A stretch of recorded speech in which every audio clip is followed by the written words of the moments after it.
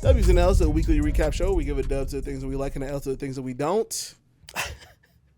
Lil Wayne made a lot to do about his announcement that was coming up, just for him What's to up announce. with the old losers trying to get their attention in, man? Oh man, like damn. At least one of y'all I like half the time. The other one has really been in my shit house here for the last year, and he ain't doing nothing to move out of it. As you know, I ain't gonna be at the Super Bowl. I ain't gonna be at the Super Bowl, but I got an announcement, so just stay tuned. So then, why don't you make your announcement? Just make your announcement. Why are you mentioning the Super Bowl at all? Wait, was that your? The Lil Wayne? Was that your L? What's your? Oh no. Okay, cool. I'm saying like, so yeah, I'm not gonna be at the Super Bowl. Blah blah blah. I'm not gonna, this ain't about the Super Bowl. But I am gonna use the clout of the Super Bowl and all the attention to try to promote the Carter 6. How did it come to this? I don't know. Like, the fact that you had to clout chase that situation to get hype for the Carter 6. It feels so clout chasey. It's so crazy. Yeah, this ain't got nothing to do with the Super Bowl, but let me use this clout real fast to let y'all know about the album coming out.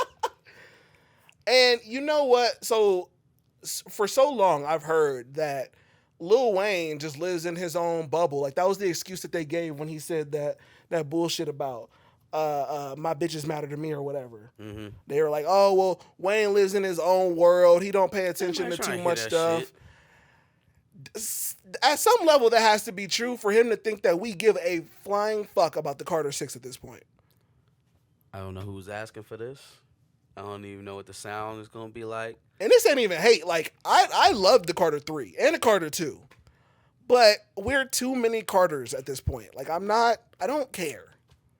I just don't know what it's going to sound like. Like, the Sticky verse was dope.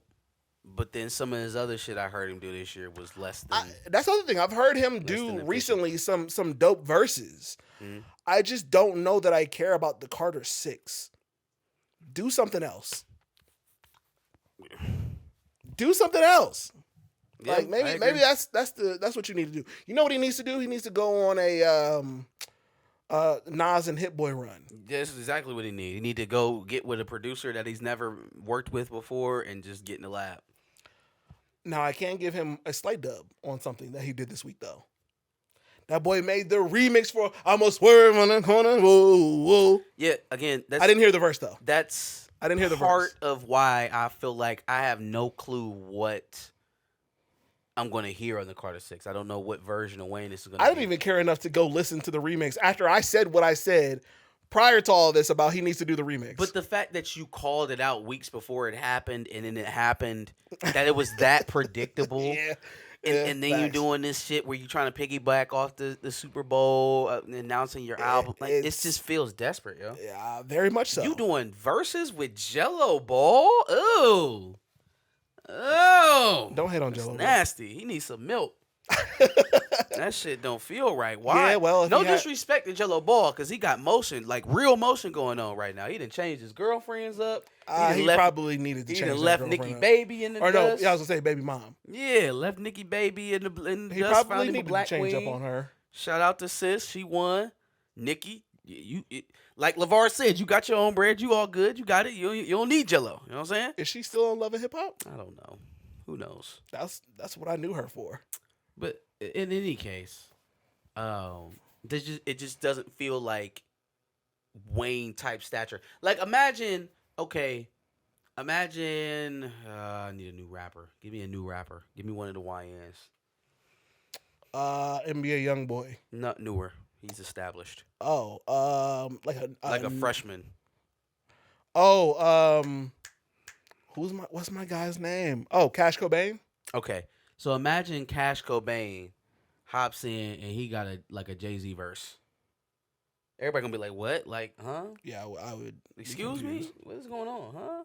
K-Dot hop on the track with him for some. Yeah, I'd be confused. Why? What's going on? No, well, Kendrick is doing verses for YNs, but they're West Coast YNs. West Coast YNs, yeah. So yeah, him doing one with Cash Cobain would be crazy. Don't even make no sense. Yeah. So while I'm sitting over here looking at Wayne jump on with Jello, it almost feels like a mutually beneficial move, which is crazy, which is insane.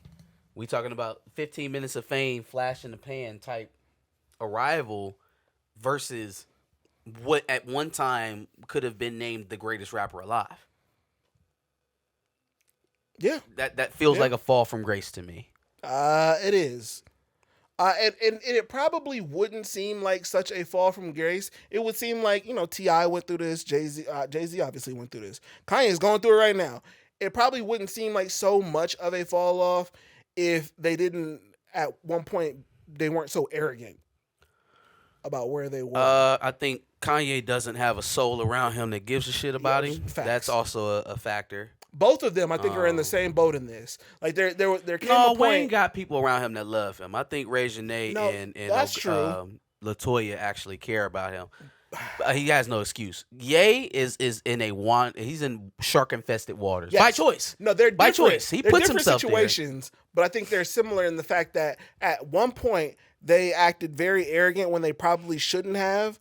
Like, let's say after The Life of Pablo, right? Ye is still making music, even though the fans that were there are pretty much gone, and he's still acting very arrogantly. I feel like Lil Wayne did that too, with like the Carter 4 or Carter 5. It's like, you're not still the best rapper alive at this point. You can't tell them guys that.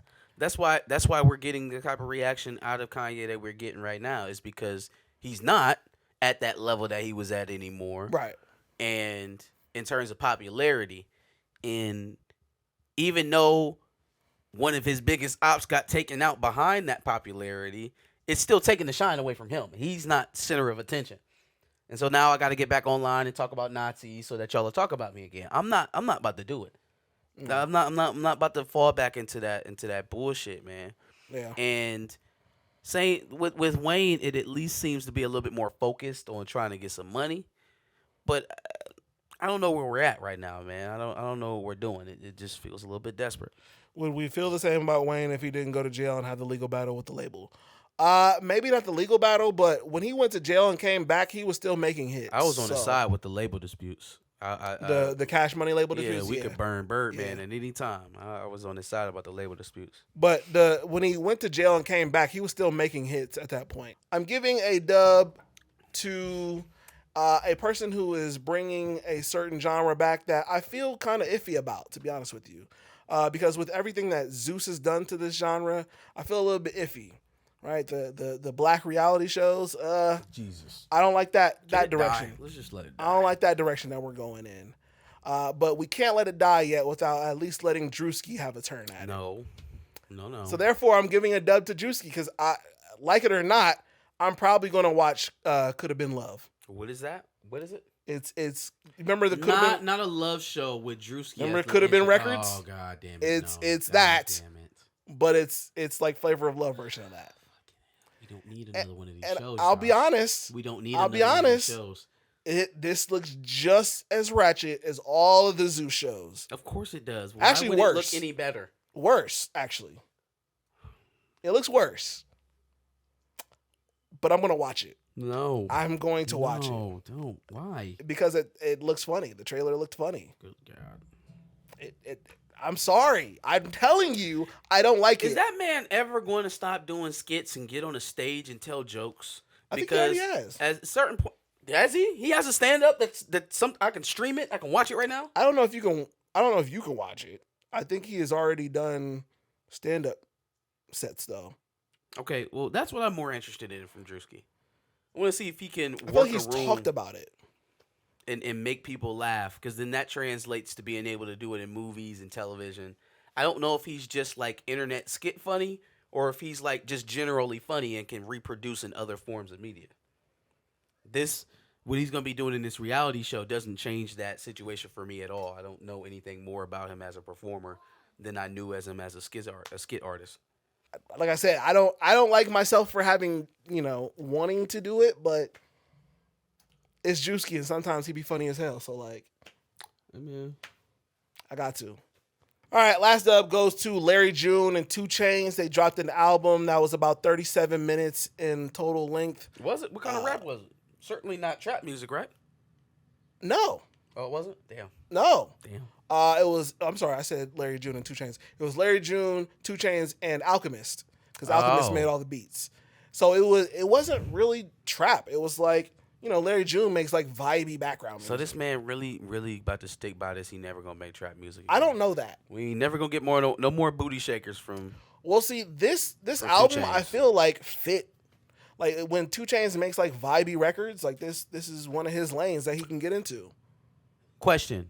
I saw something proposed earlier this week. What is 2 Chainz? Actually, matter of fact, let me tell the truth when I'm engaging or when I'm farming. This came from JBP. What is 2 Chainz' classic album? Pretty Girls Like Trap Music. Easy, right? Easy. Done. Didn't even have to think that long. That's where I'm at with it. Pretty Girls They Like Trap talking Music. about they. He had like 5 singles from that They song. like from True that. Religion. They talking about. Oh, what about the joint with the 2 Chainz on it? That was like, man, what? That was he had 2 Chainz on 2 different albums. No, the It was Boats black and one, Boats, and it was too. just Oh, that was the first one then. yeah, the dark one, and it was just like the chain. Because there was the white one that like I feel like people didn't really pay that much attention The to. black one is when they talking about the one with Black yeah, one had Love Them birthday Strippers. song. Yeah, And- yeah, yeah, all of that. okay. Yeah. That one was a good one. And No Birthday, Lie. and No Lie, all of that. Yeah. That one was a good one. It was up there. I got Pretty Girls Love Trap Music. Yeah, Pretty Girls Love Trap Music had like 8 singles, and the rest of it was just trap bangers. See, it popped up on me by surprise. See, it never took me for the popping type. Yeah, oh, I am gonna lead a height. That might be one of my least favorite now. Over top. But that's because I like so many different. I'm sorry, 4 a.m.? One of them. That's one of your least favorite? Because it got played so much. Now, okay. He just said those words, right? 2016, my house, Akron, Ohio, North Portage Path. We were having a gender reveal. We're playing spades on the dining room table. I was not playing spades. Music is playing. Someone has hijacked the aux and is screaming at the top of their lungs, play 4 a.m. Play 4 a.m. by Travis Scott and 2 Chainz. Play 4 a.m. by Travis Scott and 2 Chainz. Ask me who that person was. Yeah, but when Ask was me that? who that person when was. was. That? Ask me That who was that person probably when was. the album came out. This man trying to tell you that 4 a.m. was his least favorite song. No, on the not album. was. Not was. And shut the party Not down was. so we could play 4 Not a.m. was. when it came out. Not was. The switch I up said is crazy. is now. The switch up is insane. My next dub I got is going out to Rob Pelinka, the general manager of the Los say Angeles dub or L? Lakers. Huh? You say dub or Dub. So Okay. I know I have my qualms about the Luka trade, the AD movement, and all that. Even the Dalton catch for Mark Williams, which is not even the thing anymore. Right. But it's always sweet when you can stick it to a former Celtic, piss off Danny Ainge. That is always a good silver lining. So apparently, when they sent Smith Shafino down to Utah, right, and I think it was like a 2nd-round pick, they didn't tell Utah that the Lakers were getting Luka Doncic in that trade. So Danny Ainge just thinks that they were unloading a player to him and with a pick, and he's like, "Fuck it, yeah, I'll take it." And they didn't have to tell him that they were getting Luka Doncic because that didn't involve the Utah Jazz at all. I did see that. So Danny Ainge goes, "Yeah, screw it, yeah, we'll take Smith." And I didn't think about the Ainge connection to. Yeah, because Celtics. Ainge, wherever he's been at, whether it's the Celtics, whether it's Utah now, I think he was at Phoenix. He's a Phoenix. Doesn't want to deal with the Lakers and actually drives that culture with other general managers in the league not to work with the Lakers. So Rob Pelinka backdoors him, ends up getting a generational player while he got Smith Shafino in a 2nd-round pick. And he could have jammed the entire thing up by just not taking any of those things. Right. So right at you, sure, Danny Ainge. but then you guys don't have a center, so like. I mean, that's cool. I wasn't expecting much from us this season anyway, so it is what it is. We need a new coach anyways. No, you got JJ Redick. No. We need to finish clearing the deck, reset this whole thing around Luka, and let's see what we got. I've adjusted my mindset now. So now Clearly, that because AD's you out. just said we. Yeah. AD's out, right? And he just pulled his groin on a non-contact injury. His first damn game. Like, you can't write this up. Cannot make it up.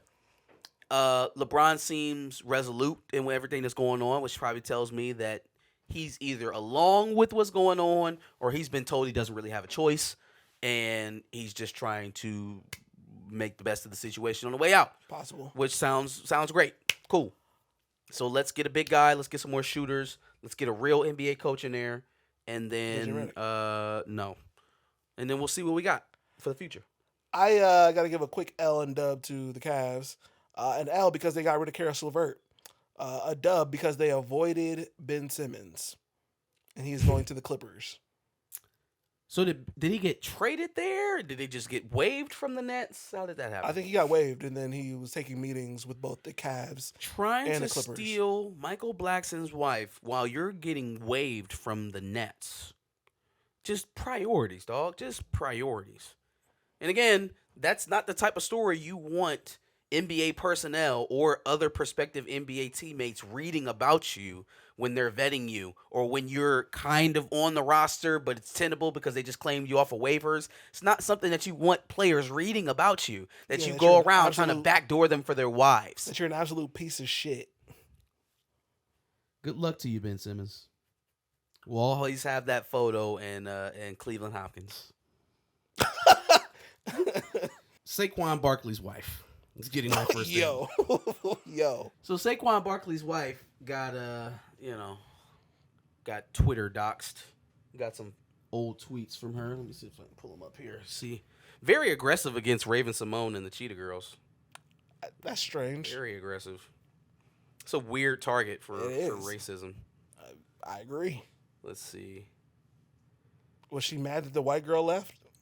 No. That's the only racist standpoint I feel like you can give. Here. Actually, did she leave? No, they got rid of the black girl for the white girl. So why would you be mad at? They were 3LW with Notori Naughty. Oh, I forgot that was 3LW. Yes, You're right. They were 3LW with Notori Naughty. They got rid of and picked up the white girl. Yeah. And then picked up the white girl and became Cheetah Girls. Replacing the Disney movie. Replace a Disney movie. Replace a Disney movie with nigga. Is the hashtag. Tweet? Yeah, there we go. Yep, replace a Disney movie with nigga. So the cheetah niggas. So that's already something she should not be tweeting about. Oh, it was a long time ago. She was a kid, so it doesn't matter anymore. No, it was back in 2012 when she was an adolescent, so she's not racist. Wait, she was 12? No, it was in 2012. Oh. So however, I was like, she was 12. However old she was in 2012. Okay. A teenager, presumably. Sure. Yeah. So obviously not racist, right? Because no, you kind of lose that kind of stuff. It sheds off. No. Where we go? What was the next one? You're right. Oh, somebody corrected her. Instead of saying cheetah nigga, she put cheetah niggers. Right? She put that? No, someone corrected her and said that. And then she goes back and says, "You're right. The cheetah girls, plural, equals cheetah niggas." Right? Let's just get to some more. There's a white girl in that group. I ain't saying she a gold digger, but she ain't messing with no broke. And she probably put hard R. Let me see. It's Reddit out, so it's really hard to tell whether it's the ER or the AS. I think this one is the AS. Here we go. I thoroughly enjoy calling my mom nigga. I thoroughly enjoy. Yo. That was in the back half of 2013. She was maturing. Yo. We were maturing. Relax. I thought this was all in 2012. This was the back half of 2023. No. 2013. I thoroughly enjoy. You told that to people out loud with your Twitter. On the internet, yeah. Yeah, publicly. Full chested. Ew. Yucky. Saquon. What's up, dog? So, I'm giving Pornhub an L. Yikes. And I got the reason why I'm giving a Pornhub an L from an appearance from, what is her name? Layla Mickelwaite. She's got some interesting information about Pornhub that comes by way of the Theo Von podcast. So let's just... Pornhub was not a porn site, it was a crime scene. In under 10 minutes, anybody can upload a video, and they were not checking age, they were not checking ID to make sure that these are not children in the videos. They're not verifying consent to make sure that these are not rape or trafficking victims. Which I'm going to be honest with you. Let me pause real fast. I didn't know that was a thing. I didn't know that porn sites do that. But it makes sense now that I'm thinking about it that they do. Because why would you just want a bunch of sexual assaults? There was a huge thing with the hub and not doing that for a while. Got it. Oh, let's hear some more. I feel like they made a documentary about it. Against pornography. It's against sex trafficking, people illegally filming people, filming drugged people, no verification of age, all of these crimes, basically. Right. In fact, some of the most helpful allies in this fight have been those in the porn industry. One of the stories that came up at late 2019 was a story of a 15-year-old girl, and she was from Broward County, Florida, and she was missing for an entire year, and she was finally found in 58 videos being abused for profit. At the same time, there was was an investigation that was released by the London Sunday Times, and they had found dozens of illegal videos on Pornhub within minutes, even children as young as 3. I realized, again, just so if you didn't catch it there, I couldn't imagine being on one of these sites, just trying to keep it real, and then seeing a actual child, like a 3-year-old on there, and being like, yo, what? Like, I have never. But the fact that there's so much of it on there is kind of mind-blowing. But then you think about how these websites are set up and how algorithmically pleasing they are to the individual using them. And then think that there's that many sick-ass individuals that will be looking out for that content, number one. Number two, are actively, like, being fed it by this company. And that's where the second half of this, the more important part of it to me comes in, where they start talking about the company that actually owns Pornhub. Oh, let me see if I can move forward a bit here. Dominated by one company. Mm-hmm. That company was called MindGeek. They rebranded to ILO to try to escape their reputation as peddlers of crime. And just to give you a little bit of context for how big Pornhub and its parent company who are making all of this money. They had grown to be the 5th most visited website in the entire world. Unbelievable. This site is infested with videos of rape, trafficking, non-consensual content. So they had 1,800 employees. They hired one person 5 days a week to be reviewing videos flagged by users as terms of service violations, including rape and trafficking and child abuse. One person. They had a policy where they wouldn't even review a video unless it was flagged 15 times. Yeah, say there's a child victim like network. Serena. They're a pedo network. Like, I don't know how else to break that down. So not only do you have one person reviewing the flags, like just one in the entire company, right? But then it has to be flagged 15 times. Like, there's got to be better porn sites to use. There's got to be some porn sites that aren't peddling child filth, right? Like, this is not just the industry standard. I feel like if I'm not mistaken, the people who own Pornhub also own like a lot of the major sites or whatever. And so that's why they get so many like exclusives or whatever. I feel like I watched a documentary on Netflix on this and I can't remember now. This shit is insane, yo. This shit is fucking crazy. Just actively peddling child filth. Again, have never actively seen it, so it's kind of unbelievable to think that like they're just selling like they're a reputable company. Obviously, like people know who Pornhub are. They're not just like a black site. It's like a legit company that's actively selling child. Like, it's just crazy. Yeah, nuts. Yeah. Target is getting my next L. Target, in lieu of them cutting their DEI programs for the product sourcing that they had going on. Obviously, news of the boycott broke out when national went viral. A lot of people are, sticking to it. That has shown up in their stock price, right, and how that's reflected. I've realized how little I actually go to Target throughout all this because I've been actively boycotting. And it hasn't hurt it at all, huh? It hasn't changed anything. So the stockholders or shareholders, same thing, of the company of Target are now suing the corporation. Oh yeah, I saw that. Yeah. They are suing the corporation because this decision to cut that program was erroneous. And it was to kowtow. It was a political move, obviously, but now it's costing them money. And it's like, well, why? Why are we doing this? They were proposed, I think, those cutbacks on DEI, but weren't given the information that this would probably affect their eventually bottom cause lines. Yeah. boycotts and stuff. It's no different than when Disney took that political stance against Ron DeSantis over the gay bill, right? And it cost them money. It cost them regency over Reedy Creek, the district in which they operate out of. It's similar here. Target took a stance that tried to align politically with who they thought was going to be best for them business-wise, and they made a miscalculation. And so now they'll have to not just reap the economic constraint of being boycotted, but also have to be fighting internal turmoil over with your shareholders, which is the last person you want to be answering questions like that to. So, good luck, Tarjay. Good luck. Katt Williams gets an L from me. So, did you see the rant, the MAGA rant, the go back to your country rant from Katt Williams? You didn't see that? No.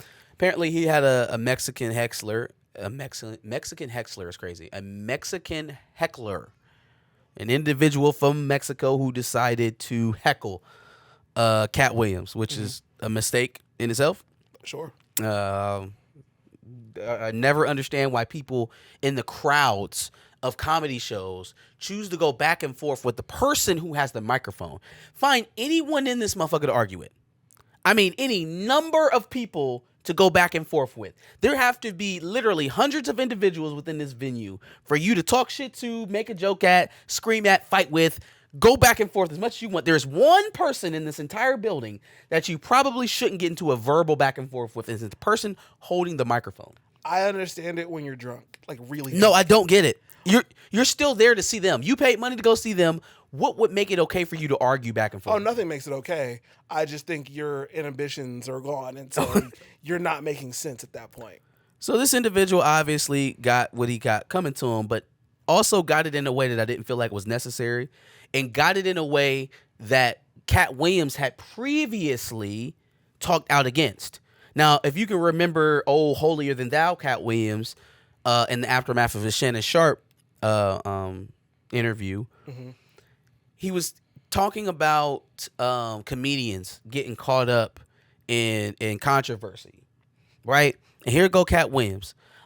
If you have to offend people, I just don't think that that's comedy. Comedy is supposed to make people laugh. If you have to piss people off and say something offensive to them, that's not comedy. You're not doing comedy.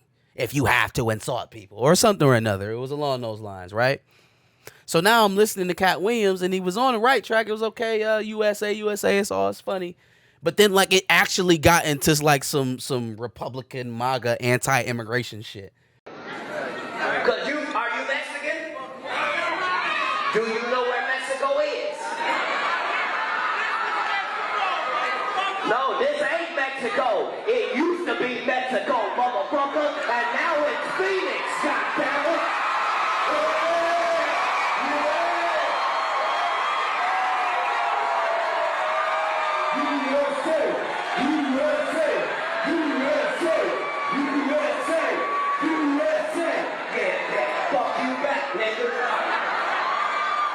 You don't leave here and go to Mexico, motherfucker.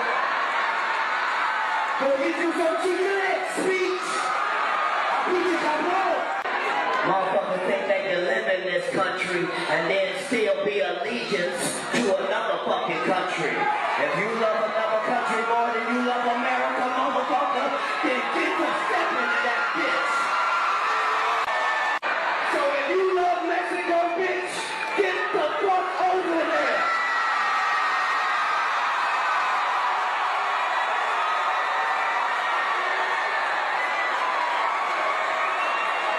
Like if you don't like it in this country, get out. Well, I'm not too fond of this country.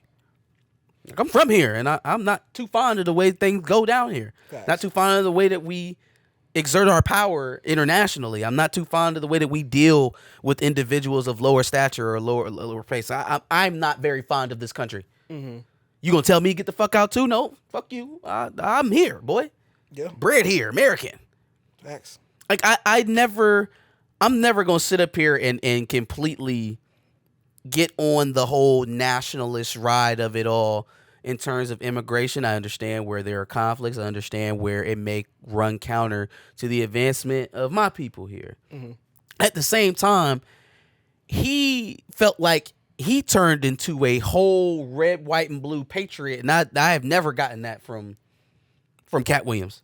Yeah, no, never. I don't know where that shit came from. Get out, go back to your shit old country, da-da-da-da-da. Like, I know where you don't want to be is Mexico. And I was like, man, what? So the entire country of Mexico just came at your head top? Like, that's insane. The entire country got to catch a stray from you. Better yet, all immigrants everywhere got to catch a stray from you because this asshole. Yeah. So you doing the very same thing that you tried to come at Dave Chappelle at over the trans stuff. The same stuff that you were trying to come at other comedians over, and you called them talentless, and you told them that they didn't need to do that. Now you got your 15 minutes of fame back, and all of that holier than thou truth teller bullshit is being shed. So let me know, does the guy who was fighting the power and telling us all the truths line up with the MAGA talking points? Is that the same person? Can you be the same person at the same time? Can you be a xenophobe and a truth teller at the same time? Can you fight power and also be pro-deportation at the same time? I'm not asking you to be either one. Just stop faking. Or be consistent. Like stop trying to project yourself as something that you're not. Yeah. I tried to make a poll in the chat. I want to know if you work on these voices in the mirror during the week. That's the thing. That's the thing, right? The Katt Williams? Yeah. Katt is very easy to do. He has a very distinct voice. You know, you hear him talk for a few moments, and it's very easy to emulate. Nope, I'm asking chat. No, I don't practice them in the mirror. Chat, he definitely works on his impressions throughout the week in the mirror. It's not a thing. Let me know, yes or no, if y'all agree. Definitely not in the chat. thing. Oh, somebody just got cast as Booster Gold. Who was that? No, Rizza Islam. Hold on. Sean William Scott. No.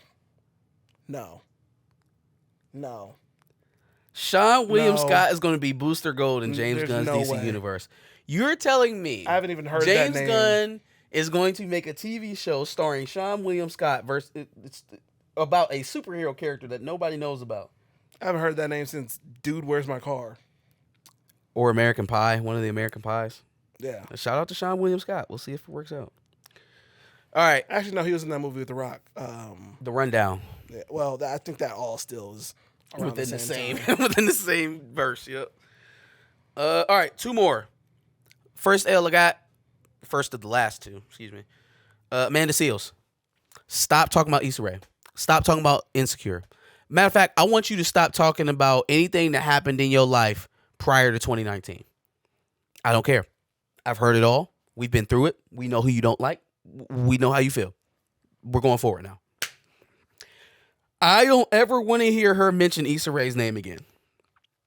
I just don't. You're no longer in a mode of protecting her, right? You're not protecting her anymore. You're not covering for her anymore. Okay, there's no more that I want to hear about the inner workings of Insecure. I don't give a shit. I have the sneaky suspicion that you were at least 50%, like we starting at 50% and working our way up. At fault for how that situation unraveled. Every time I hear you talk about another instance of this situation, it gets worse for you. Now, apparently, y'all was at a table read.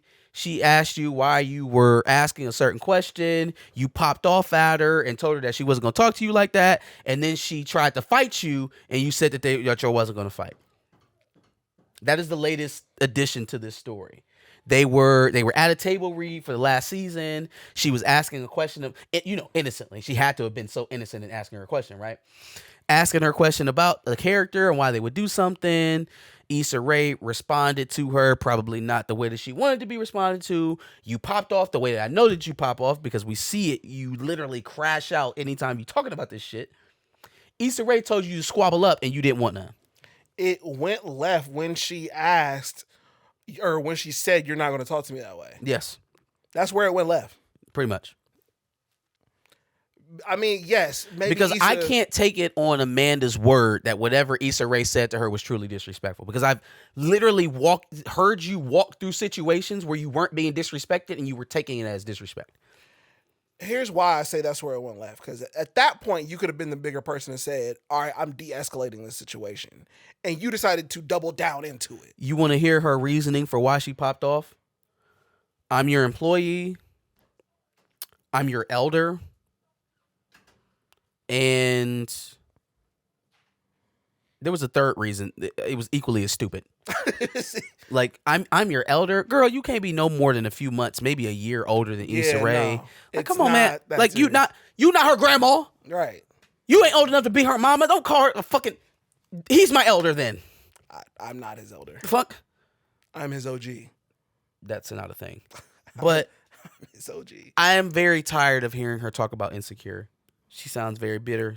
She Yes. sounds even more bitter every time she talks about it. I don't hear anyone else off of that cast taking up for her defense, coming in for her.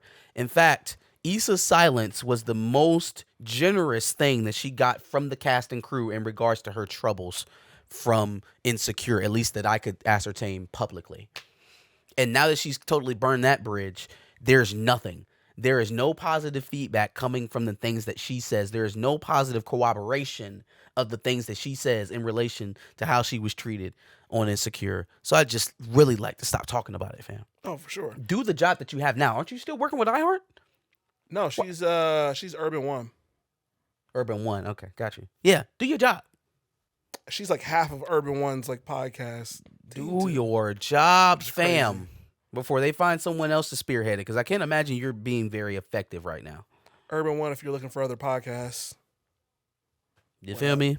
Go ahead and give us your dubs and nails in the prompt below. Make sure you like, share, and subscribe for our dubs and nails. Let us know what you thought. We'll be here next Sunday for another one, or catch us on the replay on Wednesdays. Facts. Make sure you check out our playlist full of dubs and L's from previous weeks. See what we talked about in previous weeks, like when we talked about the Luka trade or when we talked about the Weekend album and all sorts of stuff from last week. So make sure you check that out. And then also, like you said, make sure you subscribe. We like to do this every Wednesday at 10. And we like to do this live stream thing every Sunday, roughly 4:30, somewhere around there.